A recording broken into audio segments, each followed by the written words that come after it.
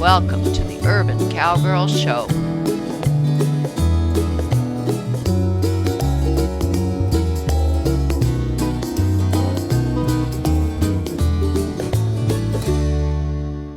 In 2013, you're looking at two plots that we documented by video last year. I think it was the end of the summer in 2012, where we very carefully, with the help of a farm intern that worked here, prepared these plots, planted our carrot seeds, tried to make sure that there was plenty of water because we have irrigation risers here all over the place.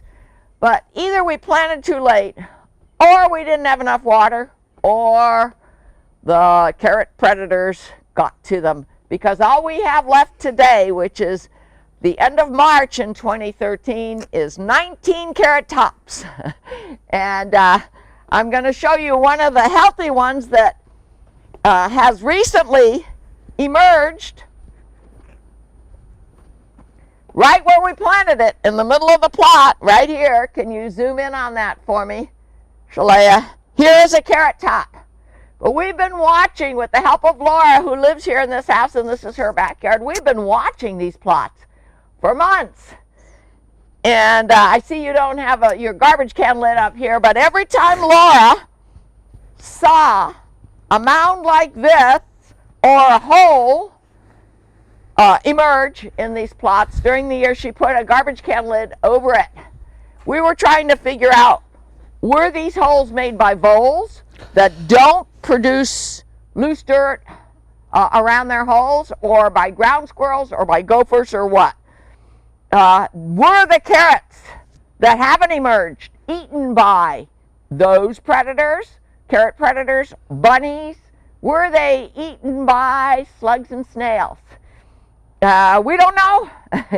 This is an investigation. This is a retry to grow our carrots this year. Earlier in the season, we're going to put soaker hoses here that are going to, with soaking, keep the carrots watered twice a day. And that was suggested to me by the garden company here in Santa Cruz. And here are some other things we're going to do. I'm a very animal conscious person. I don't want to kill anything. I just want to coexist with them. This is slug and snail copper tape barrier. And it is about $9 a roll for 15 foot. I bought enough to completely border these plots. We're going to put along this border here, which is the south side, along this border, and along the east and west edges. We're going to put this in the soil. We're going to be very careful when we use this, as it's very expensive. But I happen to have these vinyl rims that I didn't throw away because I thought they may be useful. You could use wood, but wood, in the soil will eventually rot. We put a little edge of this tape on this vinyl. I think it's 7 foot stick. We're going to very carefully put the rest of our tape, copper tape, along every single such stick that I have, and then use wood if I run out of stick, this vinyl stick. We're going to dig a trench on the outside of these two plots with a pick. We can't think of any easy way, because we don't have a trencher, to dig it. Now, how deep do we want to go? If it were just for this copper tape, it wouldn't have to go deep.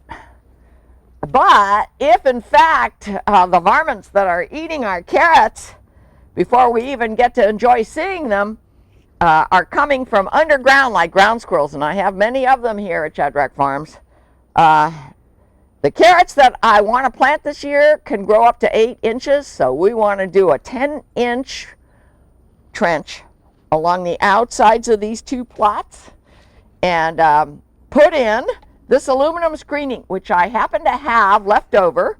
I did have a predator problem with my hens about 6 months ago, and I bought this temporarily to protect them from overhead predators. Then I rolled it up, saved it in my garage, and since it's aluminum, I'm trusting it won't rust. We're going to put it in the trenches that we dig along the outside of these plots with a pick or a needle nose shovel or whatever works. Because right now, since it's March and we didn't have much rain this winter, this ground could be very hard. And here is some mechanical equipment that I think we will use. This is a Boland's tractor, which is over 60 years old, but we keep it alive. We have a great rototiller that works. We just used it in my chicken pen to turn the soil there so that the chickies get to peck around and turn soil. We keep this piece of mechanical equipment available for miscellaneous farming projects around here. And we're going to use it at least between the plots and around the plots, right? Alan is my farming consultant. He has a passion for farming, as do I. And for now, he's going to help us plan this project and help us execute the project. And I think that if we get the new carrot seeds planted by June with proper irrigation, we already have timers on soaker hoses ready to go, ready to be placed here. We'll have a much better chance weather-wise to let those carrots grow. And why did I want to plant carrots? Well, you know what? I have horses and cows, and they love carrots. And carrots are a bit of a hassle to get. So wouldn't it be nice if I could have them growing in my ground around here with the greens, because they love the greens too. But last year we tried. We didn't succeed very well. I'd give us a D grade, 19 out of maybe, I don't know, we probably planted 3-4 dozen carrots. This year we're going to be monitoring by video and show you what works and doesn't work when we plant our carrot plots here in this area. I also have a carrot plot in a corridor between where my horses graze. And I got a little bit better production of carrot greens, but whenever I pull them up, and this is, 6 months after we planted them, they're teeny weeny little carrots. So I don't know what I did wrong there. We're gonna kind of make a plan for that plot in a different area, different sun, and so forth, and see if we can do better in 2013 for that carrot plot as well. So for now, we're going to turn off the camera and start trying to execute our plan one tiny baby step at a time. And if we feel that we need to change that plan or feel we need to show you so you'll understand what we're trying to say we did and are doing, we'll turn the camera back on. We've turned the camera back on because not only are we taking a baby step and starting to see if our plan is going to be easily executable, but also we have some more equipment here, which if you're trying to do something similar to this, you might think ahead. Alan brought a sifter. A sifter, just like a chicken wire thing between wood, a perimeter of wood. We're getting all these rocks that were in the carrot plots out of there as best we can, because we feel that if and when the carrots start growing, those rocks, although they don't look heavy, are too heavy for growing carrots. So we're going to do what Alan is doing up and down both plots, which is, fortunately it's not too hard yet, with a needle nose shovel. He's putting it in the sifter, the earth, and we're going to get rid of the rocks, put them somewhere where they would work better as rocks. And we're going to make sure that the earth we put back down here is as rock-free as we can make it. That tarp is going to help us to sort things out, and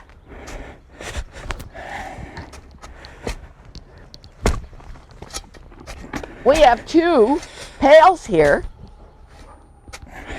of some other materials that we have hauled in from our nearest garden supply. This is nitrogen covered or nitrogen treated shavings, very lightweight.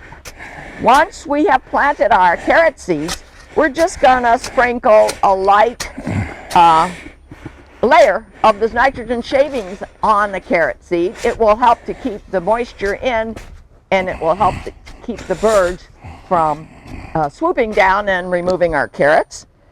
And then this, it's a heavier pail, is fill sand. It's not real expensive because it's not really sandy sand like you get at the ocean or at a riverbank, but it is essentially rock-free.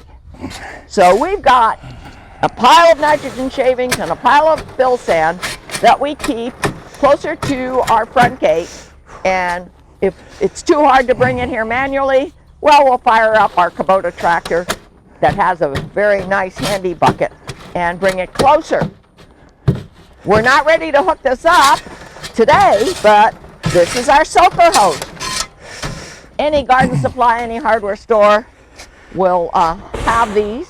The only thing you need to worry about when you hook up a soaker hose, and I learned this last year, is you need a pressure regulator, depending upon the pressure at your spigots, because these soaker hoses can easily fly off the spigot, and so you put in a pressure regulator, 15 psi or 25 psi, to keep it from doing that, which I have.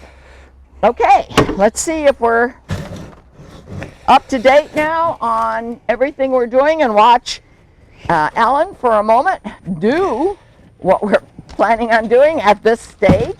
This is the carrot that I've chosen to plant this year. It's called Scarlet, S-C-A-R-L-E-T, Nantes, N-A-N-T-E-S. I bought a whole bunch of bags of this. They can grow as much as 8 inches down. I like their shape. Nice for a horse or a cow to munch. And I copied the instructions for the slug and snail tape and the back of the carrot packet, so that we can always have it handy as we get to those stages to make sure we do it right. Each and every step, we want to make sure we do it right so that we'll have some carrots to harvest yet this year. I think yet this summer. Am I right, Alan? Yeah, if we do it right. If we've anticipated all the problems, if we have enough helpers to do it, if our mechanical equipment operates the way we try to maintain it so that it'll start and work right, we're going to have some horse and cow carrots here at Shadrach Farms. And Laura, who lives in that structure behind me, is going to be able to come out and have some yummy tasting carrots as well. Here we go, third part of today's session. We're going to fire up the rototiller and go up and down the 2 plots to try to loosen it, making it a little bit easier to use the shovel. We're also going to try to make the trenches along the outsides of the plots with this thin shovel or narrow shovel and this pick. So I'm going to video while Shalea, who's been my camera girl, runs the rototiller.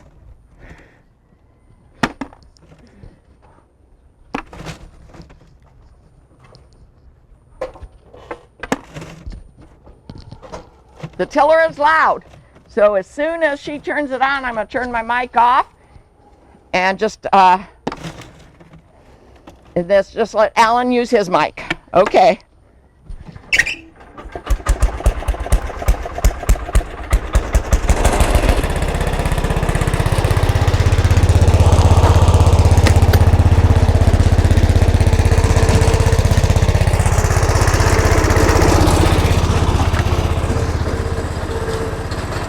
Not exactly power steering.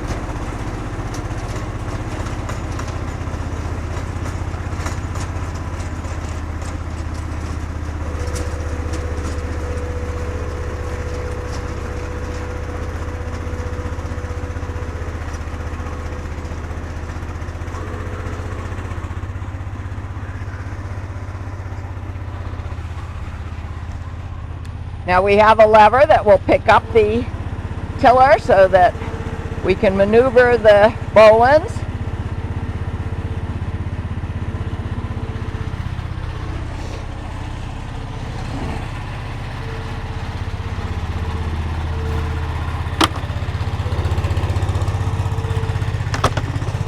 By the way, my horses and cows are trained to do farming, pull things.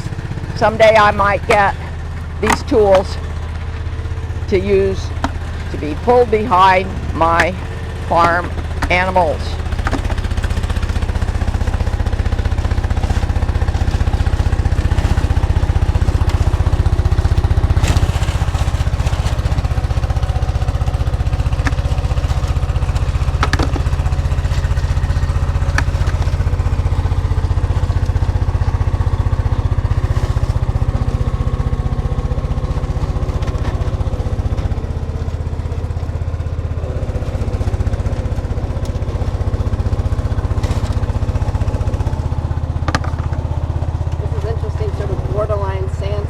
Yeah.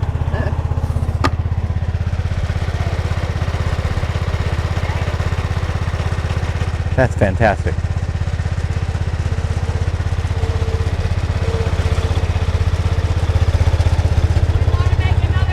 Repeat, yeah.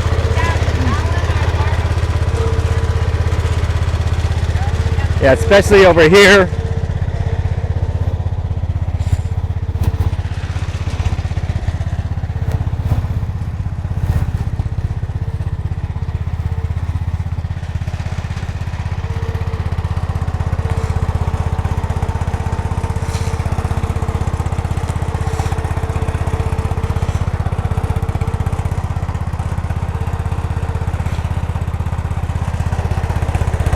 Right here where she just started, there's a concrete lid.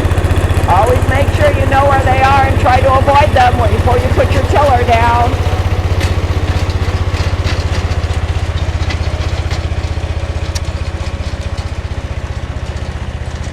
This would have been many hours of manual work without that tiller. Absolutely.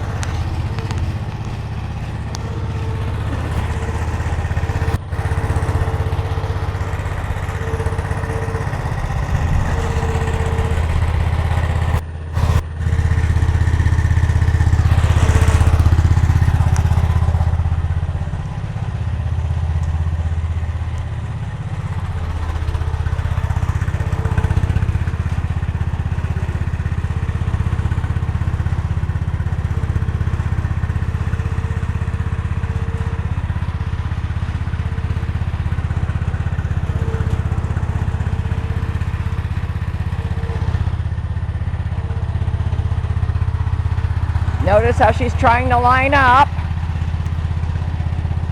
for the planting area. In row crops, it's a very important function.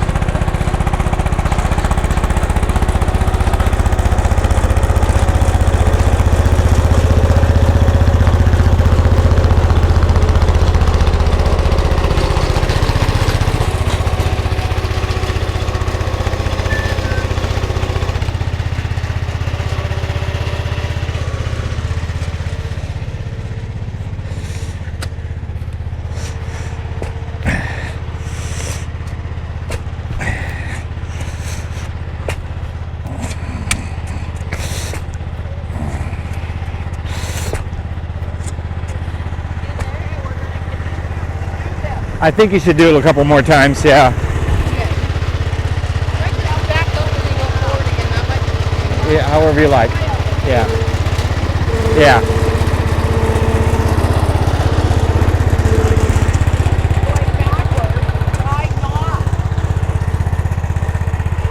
Trying not to have her wheels roll off over the loosened soil, but going backwards to do it again.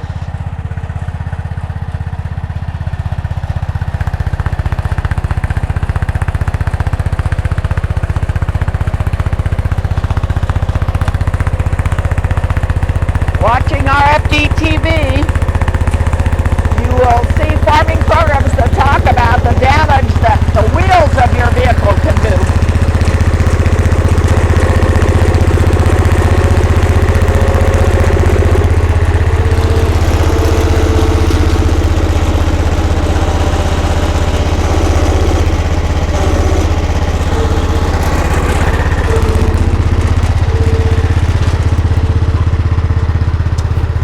Which, of course, is another reason why you might want to use your horses or your cows or your oxen to help you do the job.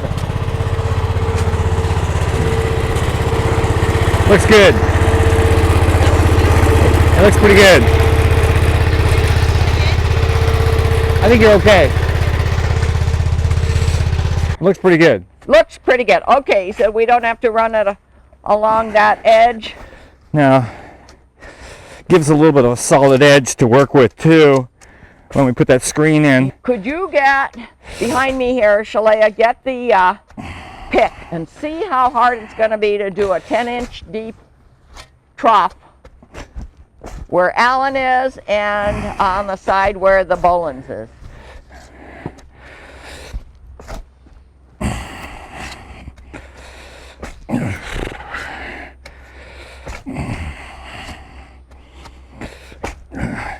Alan, should she use the other side of the pick?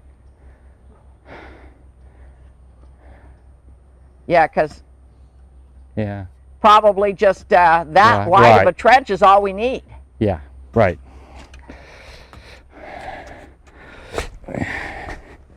Still like to get those rocks out next.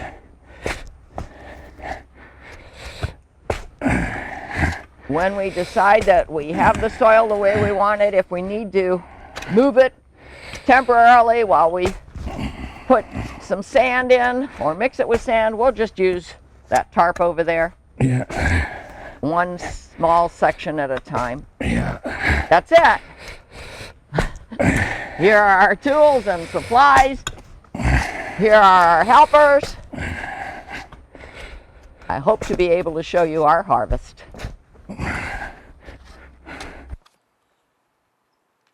Rounding the last bend for today. We're doing some handwork to try to get those weeds out of there and the clods of dirt. We brought some sand over onto the tarp. And this dirt over here is what? This has just been sifted. Okay, it looks great, Alan. Yeah, thanks to Alan's sifter, which is an easy tool to make, but it was nice to have it already made. Now here's the drip hose we pulled out of the way so it wouldn't get chewed up by the rototiller. We're going to try to, at least if we're done preparing the soil, at least prepare the drip hose to start working. Okay, and you think we're going to even try to do the aluminum screening? That's what we're working on. That's what we're working on right now. Okay. This is the trench for that. Okay, they're working on the trench right now for that. Whether or not we get it in today, I'm not sure. Do you perceive that we will just cut pieces to be hewed into the trenches? Yeah, or maybe they're already the right size.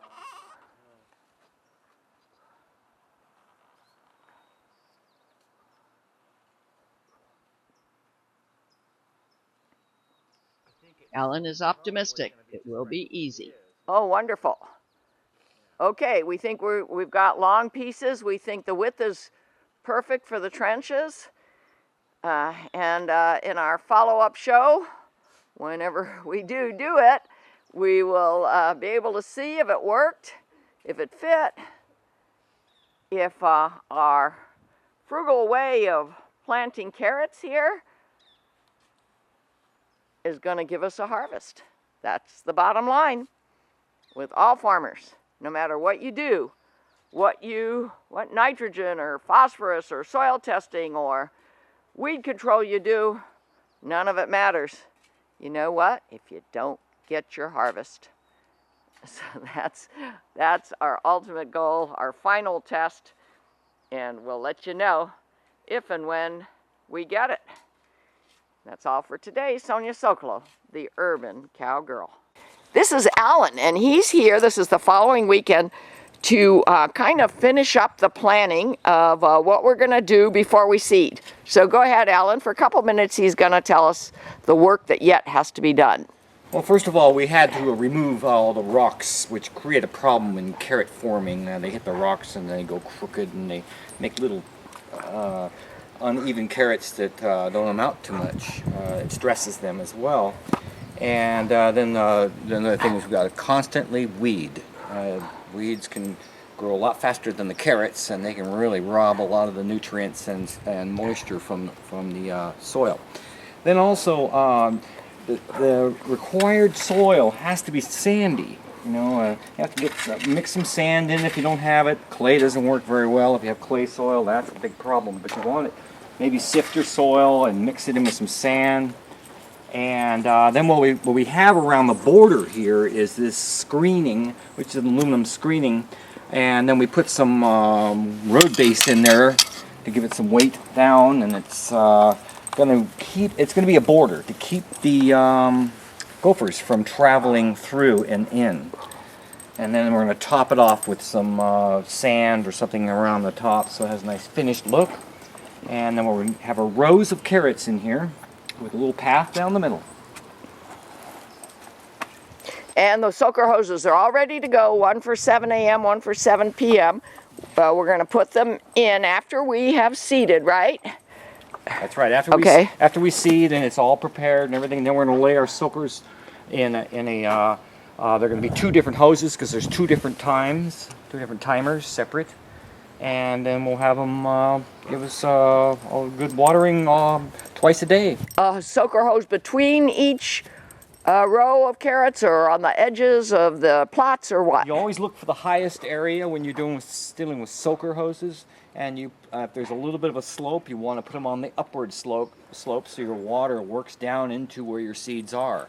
You don't want to wash your seeds away with too much force or too much water, then you end up with all your seeds in one corner and right, that happened in my other plot because I wasn't watching.